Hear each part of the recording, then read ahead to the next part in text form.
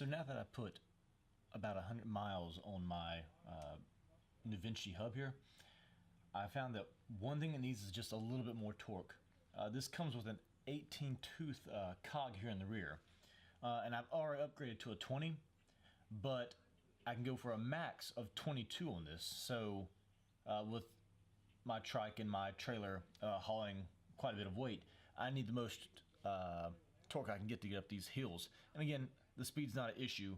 I'm going to severely reduce my speed when I go to a larger cog in the rear, but I'll have that down deep torque, so I can go up those 10% and 15% grade hills that currently are just really hard to push up.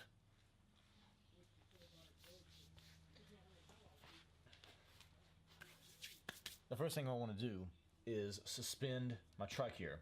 Now I have the two front brakes velcroed in place, so what happens is this won't move back or forward while I'm working on it, but with this being as it is, it's going to be a little difficult to remove the wheel and still have this up.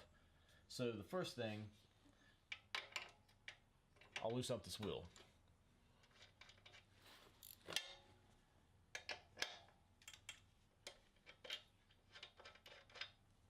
Now that the wheel's loose, I have a bungee cord suspended from the ceiling to actually take the weight off the whole system. Cool.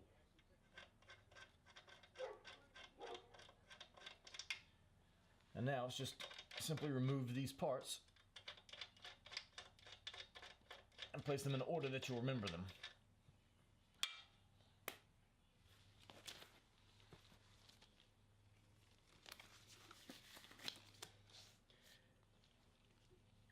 Just to make a note, it's important to switch the Nuvinci Hub to, I guess, the lowest, no, it would actually be the highest gear you can go to.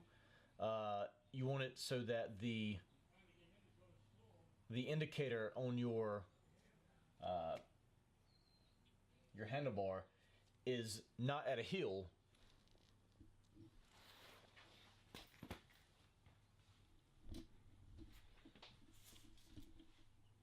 but is completely. Before you make any adjustments, make sure your gear selector here on the Nuvinci is all the way down. Now, without pedaling, you're not going to be able to get this down, so if you can raise up the rear end and keep pressure on this and slowly rotate the pedals, you can bring it down to the lowest point. Now this is essentially your 1-to-1 ratio, and this is what you're going to need before you switch out the hub or take off the selector.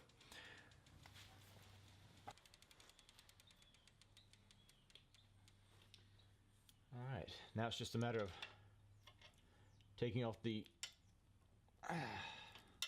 wheel. And this sometimes is a bit difficult.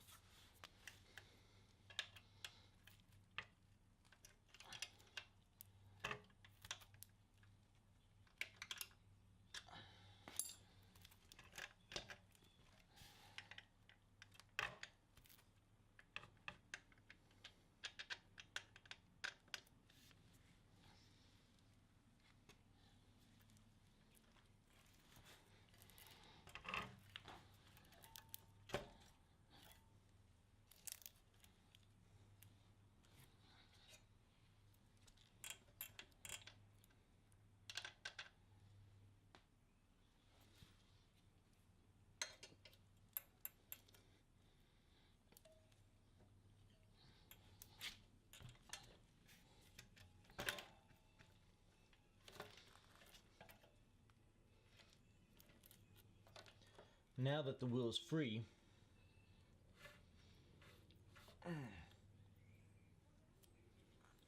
you can remove the selector here. To this, you have to remove this which is a 17 millimeter.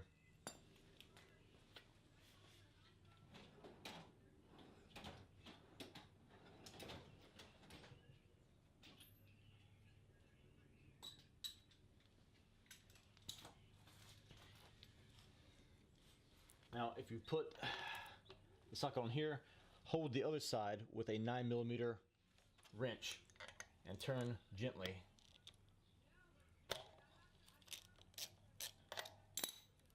And now it comes off by hand.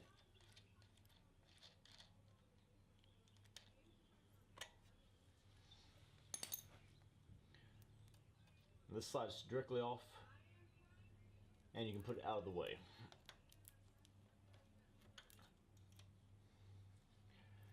Now, this is the wheel we have to work with.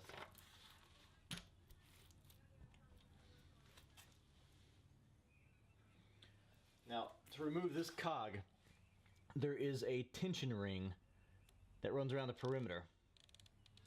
And you can see the brake right here. So all you really need to remove this is a flathead screwdriver.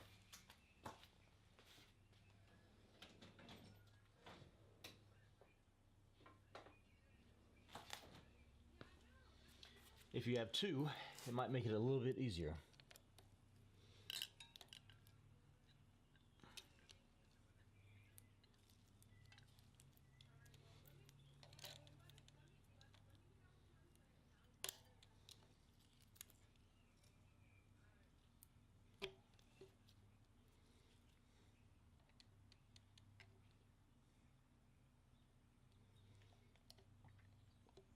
What I try to do is slowly pull it around with two screwdrivers, and this way you don't cause too much tension.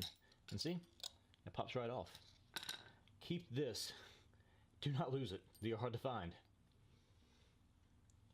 Here's a little spacer ring that comes with it, and this is the 20 tooth cog supplied by Nuvinci. And you can tell, although it's not terribly larger, it's gonna give me two more teeth, and that, although it doesn't seem like a lot, that is a lot more torque than what I currently have. Just a little something to get up those hills. The new ring slides right in place. Put the spacer back on, and then work the tension ring back around if you can. You shouldn't need any tools for this, but if you do, again, just use a flathead screwdriver and work it back on. Just a little bit at a time.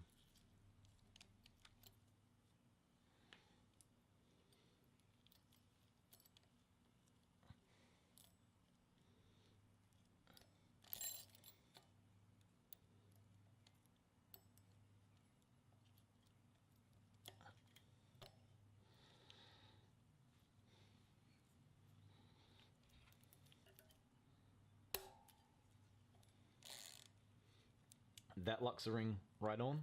And again, you don't need any tools really. It might take a few minutes, but eventually you'll be able to spread the ring right there, and it keeps the retainer, the spacer, and that right in place. Now all you have to do is reassemble it in approximately the same order that you put it on there.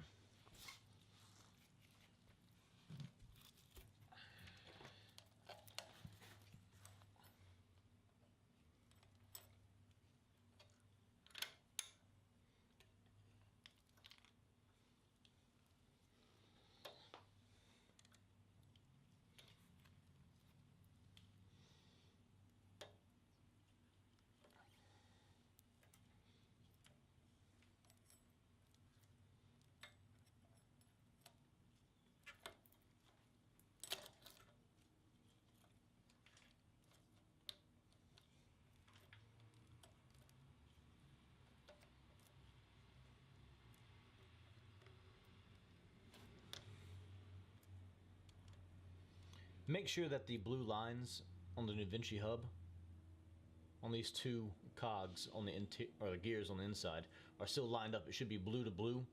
If they are off, you need to make sure that they are aligned, or otherwise the alignment system here will not work, and your gears, again, will not work.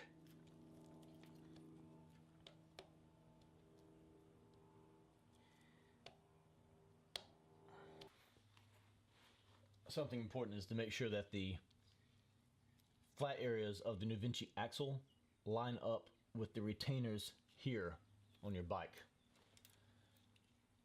These actually hold it in place, so you got to make sure that this insert here lines up with this up here.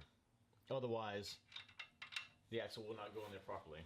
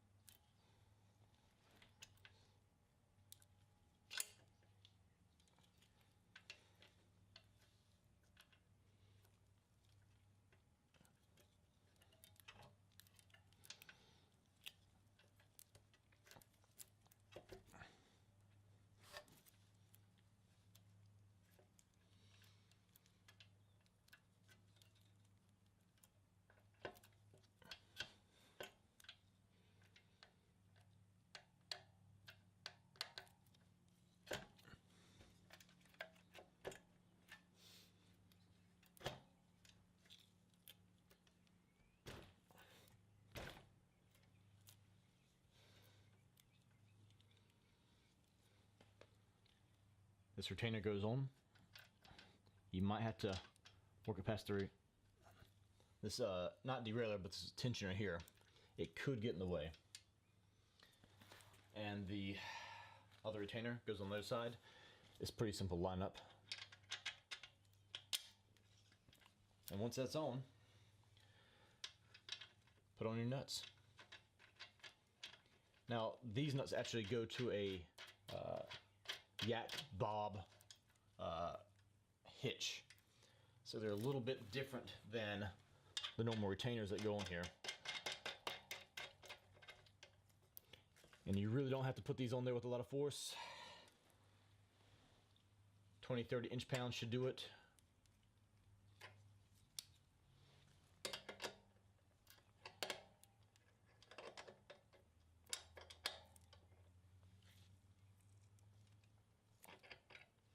And that's it.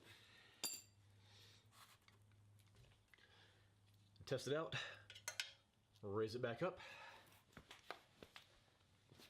And pedal.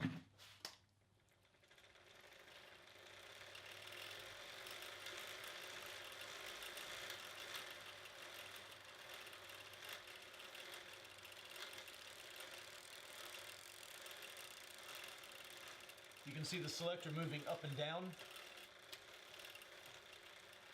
And it gives no resistance from my side. So everything looks like it's pretty well adjusted.